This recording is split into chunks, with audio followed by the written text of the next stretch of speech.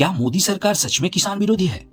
क्या पूरे देश की किसानों के प्रतिनिधि बनके आंदोलन करने वाले वो किसान सही में सारे किसानों के प्रतिनिधि नहीं हैं और सरकार को ब्लैकमेल कर रहे हैं? क्या इस किसान आंदोलन में बाहरी ताकतों का हाथ है? ऐसे कई सारे सवालों के चर्चे चल रहे हैं पूरी इंडिया में हाल की किसान आंदोलन को लेकर। अब 2024 की इलेक्शन सर पे है, तो ऐसे मुद्दों पे राजनीति तो बनती है। सरकार, विपक्ष और उन दोनों पक्षों को सपोर्ट करने वाले इस मुद्दे पे आपस में भिड़े हुए हैं। पर हम राजनीति को थोड़ा साइड में रख के इस आंदोलन की असली मांगों को जानने और दोनों पक्षों की दलीलों को समझने की कोशिश करते हैं, क्योंकि राजनीतिक चर्चा नहीं बल्कि ऐसी मुद्दों को जानना और समझना हमारे लिए जरूरी है। तो चलिए शुरू करते हैं। इस बार के आंदोलन में किसानों की कई सारे मांगे हैं, जैसे सारे फसलों के लिए मिनिमम सपोर्ट प्राइस यानी एमएसपी की गारंटी, 60 साल की उम्र होने पे सारे किसानों के लिए पेंशन चाहिए 10,000 रुपए प्रति माह, मनरेगा प्रोजेक्ट के अंदर सारे किसानों के लिए साल में 200 दिन का गारंटीड काम का बंदोबस्त और मिनिमम 700 रुपए दैनिक मजदूरी की गारंटी, उत्पादन की लागत यानी कॉस्ट ऑफ प्रोडक्शन पे कुल 50% प्रॉफिट हो, इसमें गवर्नमेंट की सहायता, एमएस स्वामीनाथन कमेटी की जो भी रिकमेंडेशन थी उसको जल्द से जल्द लागू करना, किसानों की जो भी कर्ज है उसकी माफी। लेकिन इन सब मांगों में सबसे ज्यादा इंपॉर्टेंट जो पॉइंट है और जिसको लेके दोनों पक्ष आपस में भिड़े हुए हैं वो है एमएसपी यानी मिनिमम सपोर्ट प्राइस। एमएसपी को सीधी भाषा में समझने की कोशिश करें तो सरकार द्वारा किसानों को उनकी फसलों के लिए दिए जाने वाली एक फिक्स प्राइस या अमाउंट है जो बाजार की डिमांड और सप्लाई पर निर्भर नहीं करती।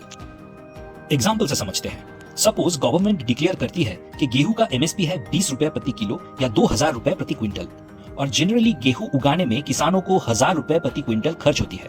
लेकिन अगर किसी साल गेहूं की डिमांड मार्केट में कम हो और उत्पादन या सप्लाई ज्यादा तो हो सकता है मार्केट में गेहूं का प्राइस घट के 1,000 रुपया प्रति क्विंटल हो गया। तो ऑब्वियसली किसान को मार्केट में गेहूं बेचने से फायदा नहीं होगा, क्योंकि फसल उगाने में ही उसकी 1,000 रुपया खर्चा हो गई है। लेकिन क्योंकि सरकार का एमएसपी गारंटी है 2,000 रुपए का, तो किसानों के पास ऑप्शन रहती है 2,000 प्रति क्विंटल रेट से सरकार को सारे गेहूं बेच देने की। इससे किसान को एक सेफ्टी मिलती है फाइनेंशियल लॉसेस के अगेंस्ट। और इसके विपरीत अगर मार्केट में गेहूं का दाम कभी एमएसपी से ज्यादा हो तो किसान आराम से ओपन मार्केट में भी फसल बेच के प्रॉफिट कमा सकती है। एमएसपी से सरकार जब कोई फसल किसानों से खरीदती है तो उसके बाद उन फसलों को गरीबों में बांट देते हैं और प्राइवेट डिस्ट्रीब्यूटर को भी बेचते हैं। इंडिया में सरकार फूड कॉर्पोरेशन ऑफ इंडिया या एफसीआई और पब्लिक डिस्ट्रीब्यूशन सिस्टम या राशनिंग सिस्टम के थ्रू ये सारी काम करती है। तो हमको अब ये पता चल गया कि एमएसपी क्या है और ये भी कि इंडिया में एमएसपी चालू है। लेकिन फिर किसान एमएसपी का डिमांड क्यों कर रहे हैं? इसका पहला कारण तो यह है कि सरकार के लिए एमएसपी कंपलसरी नहीं है। इनफैक्ट अभी की जो एमएसपी सिस्टम है उसमें 23 फसलों के ऊपर ही एमएसपी डिक्लेयर किए जाते हैं, और उसमें से भी सिर्फ चावल और गेहूं को ही Food Corporation of India procure करती है रेशन सिस्टम के लिए। और जिन किसानों को ये एमएसपी मिलती है उनकी संख्या पूरे देश के किसानों की सिर्फ 7% ही है। दूसरा कारण यह है कि अलग अलग राज्यों में एमएसपी से लाभ पाने वाले किसानों की संख्या में भारी अंतर है। जैसे कि हिंदुस्तान टाइम्स की रिपोर्ट के अनुसार एमएसपी और प्रोक्योरमेंट के रूल सही से लागू होने की वजह से पंजाब के किसानों को बिहार के किसानों से 30% ज्यादा मिलती है अपने फसलों के दाम। डेक्कन हेरल्ड की एक दूसरी रिपोर्ट के अनुसार पंजाब से लगभग 95% चावल की प्रोक्योरमेंट होती है, और इसलिए वहां के लगभग सारे किसानों को एमएसपी की गारंटीड प्राइस की सुविधा मिलती है।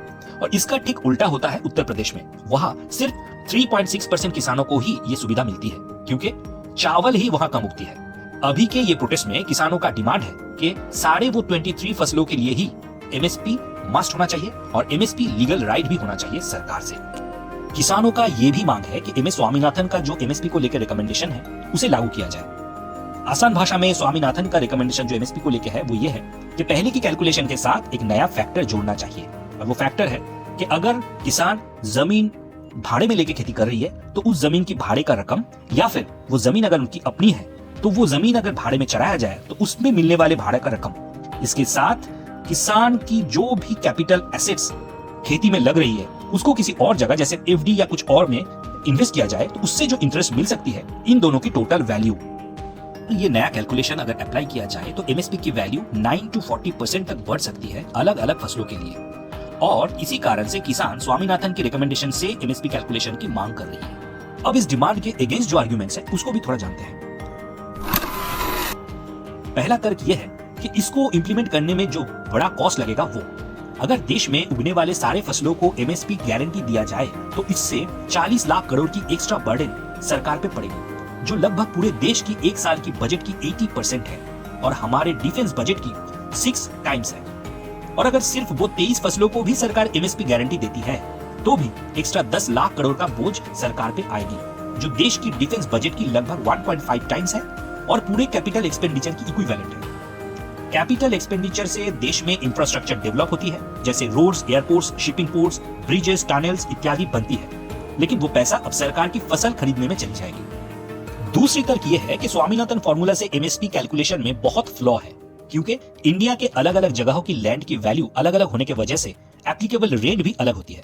अब पूरी देश की खेती हो रही हर एक जमीन के लिए इसका कैलकुलेट करके यूनिफॉर्मली डिसाइड करना एक बहुत ही मुश्किल काम है, और फिर कैलकुलेट कर भी ले तब भी ज्यादा वैल्यू की जमीन पे खेती कर रही किसान को कम वैल्यू की जमीन पे खेती करने वाले किसान से ज्यादा पैसा मिलेगा एमएसपी के थ्रू, इवन दो दोनों ही किसान सेम क्वांटिटी और सेम क्वालिटी की फसल उगाए तब भी। इससे डिस्क्रिमिनेशन होगी और फिर कम पैसा मिलने वाले किसान फिर उस मुद्दे को लेकर आंदोलन भी कर सकती है। और भी है, जैसे एमएसपी गारंटीड होने से किसान अपने फायदे के लिए जितना ज्यादा हो सके फसल उगाने की कोशिश करेगी और फिर उससे मार्केट में डिमांड से ज्यादा सप्लाई हो सकती है, जिससे स्टॉक करने की कैपेसिटी से ज्यादा फसल होने से वो फसल वेस्ट होगी और सरकार की आर्थिक नुकसान होगी। चौथा तर्क ये है कि एमएसपी ज्यादा होने के चलते हमारी फूड ग्रेन्स महंगी हो जाएंगी और फिर सरप्लस फूड ग्रेन्स होने के बावजूद भी उसे इंडिया के बाहर एक्सपोर्ट करना संभव नहीं होगा महंगा होने के कारण। डेटा भी यही कहती है। आज गेहूं की एमएसपी प्रति क्विंटल 2275 रुपीज है और वही रशिया एक क्विंटल गेहूं 1869 रुपए में बेचती है। तो जाहिर सी बात है कि इंडिया में लोकली प्रोड्यूस्ड गेहूं से रशिया से गेहूं इंपोर्ट करना सस्ता है। अब किसान आंदोलन की इंपॉर्टेंट डिमांड्स और उनके अगेंस्ट दिए गए आर्गुमेंट्स को समझने के बाद कौन सही है और कौन गलत, इसका डिसीजन मैं आप लोगों पे छोड़ता हूं।